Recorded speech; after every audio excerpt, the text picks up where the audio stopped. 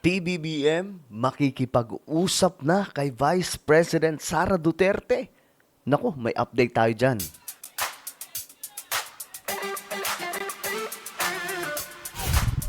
Yo, what's up guys? This is me. We are back dito sa ating YouTube channel. Kamusta po kayo mga kababayan? At hanggang sa oras na ito mga sangkay, patuloy pong malakas ang pagbuhos ng ulan, no? Kaya mag-iingat po ang lahat. Kasi alam nyo naman mga sangkay, yung panahon ngayon, talagang namang ibang klase na po ang weather ngayon, no? So ito nga, pag-uusapan po natin ngayon mga sangkay, itong bali-balita na makikipag-usap na daw ang ating presidente kay Vice President Sara Duterte. Meron po tayong update dyan, mga sangkay, tingnan po natin. Kasi sumabog ang balitang to nakaraang linggo, no, na actually nabasa ko to mga sangkay sa atin mismong mga kaibigan na mga vlogger din.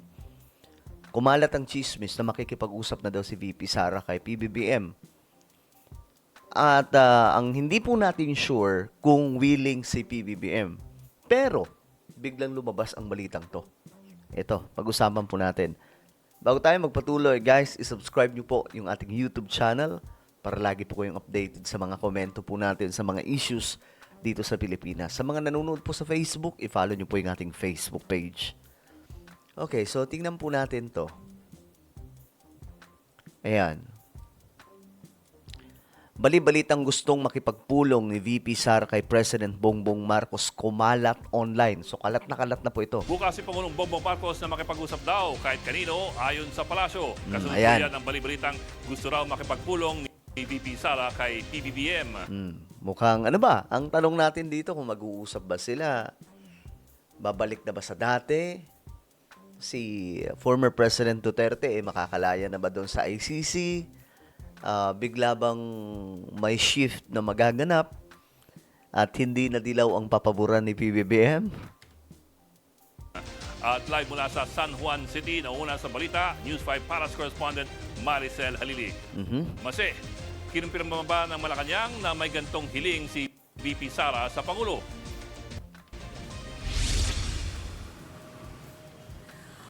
Bok, hindi kinumpirma pero hindi rin itinanggi ni Palace Press Officer Claire Castro itong bali-balita na nagre-request nga si Vice President Sara Duterte ng private meeting kay Pangulong Bongbong Marcos. Matatandaan kasi natin na over the weekend, kumalat sa mga social media accounts yung sinasabi na meron daw request si VP Sara na makausap si Pangulong Bongbong Marcos. Actually, spokesperson Harry Roque, ginawan pa nga yan ng collage yung mga naglagay ng post na ito at ipinost din niya sa kanyang Facebook account. Pero kanina, nang tanungin si Undersecretary Claire Castro kung totoo ba na meron ngang ganitong request, sabi niya wala raw natatanggap na ganitong impormasyon. Pero alam nyo kung ako, mga sangkay, kung akong tatanungin, okay to na mag-usap sila. Kasi syempre para makapag-move on na po yung Pilipinas sa awayan nilang dalawa. No? Ako, pabor ako kasi parehas ko binoto yan eh. Si PBBM, presidente ko, ang vice president ko, si Sara Duterte. Kaya nga, ang hirap po kampihan. Sino ba kakampihan ko? Si PBBM o si VP Sara? Kaya though pro-government ako, nasa side ako ni PBBM mga sangkay kasi siya po yung namumuno. Pero makikita nyo mga sangkay na sa away nila, neutral po tayo. Hindi po tayo yung bumabanat kay VP Sara, bumabanat kay PBBM. Neutral po tayo kasi binoto po natin eh. 'Di ba? Yung iba mga sangkay, naging panatiko na kay PBBM, naging panatiko na kay VP Sara. Tayo na natili po tayong neutral pagdating sa kanilang dalawa. Pero malinaw naman daw na bukas si Pangulong Bongbong Marcos na makipag-usap sa kahit na sinong personalidad na kontra sa kanyang administrasyon. Ayun, buti ganoon mga sangkay, no? Hindi daw partikular na tinutukoy dito si VP Sara. Nilinaw yan ni Jose Castro dahil ayaw daw niya na ma-misinterpret ang kanyang pahayag. Pero matatandaan Nag-ingat lang din po si Attorney Claire Castro. daw natin na sa unang vlog ni PBBM, sinabi naman niya na open siya sa dialogo. Pakinggan natin ang sinabi ni Jose Claire Castro. Ang sabi ng Pangulo, sa una pa lang niyang podcast, kahit sino, sa lahat na maaaring hindi sumasang-ayon sa kanya, siya ay bukas upang makipag-usap para magkaroon ng magandang pagkakaintindihan. Hindi partikular para kay Vice Presidente. Baka kasi magkaroon na naman ng misinterpretation. Tama din naman yung lusot ni Attorney Claire Castro. Mase, change topic naman tayo doon sa misteryosong leadership fund. Pero alam nyo guys, okay talaga yon mga sangkay, no, na mag-usap sila. Kasi ang problema po ngayon, dahil sa gulong ito, nadadamay po yung mga Pilipino. Ito nyo, nag-aaway. Mga Duterte supporters, mga Marcos, di ba, nagbabanggaan. Dati magkakampi to eh. Ako nga mga sangkay, eto yung mga followers po natin. Yung iba sinasabing, yan, si Sangkay Janjan. Ano yan? Tuta ni Marcos. Pagdating naman po sa mga Marcos, sasabihin nila, yan si Sangkay bumaliktad na, DDS na yan. Kita niyo mga Sangkay, dahil po sa away ng dalawa, no, nilang dalawa, nila PBBM, damay-damay ng mga Sangkay, pati tayo. 'Di ba? Pati tayo na nagbablog ng neutral, kapag halimbawa hindi pabor sa kanila, sasabihin nila, ano yan si Sangkay, ano yan, tuta yan ni Marcos.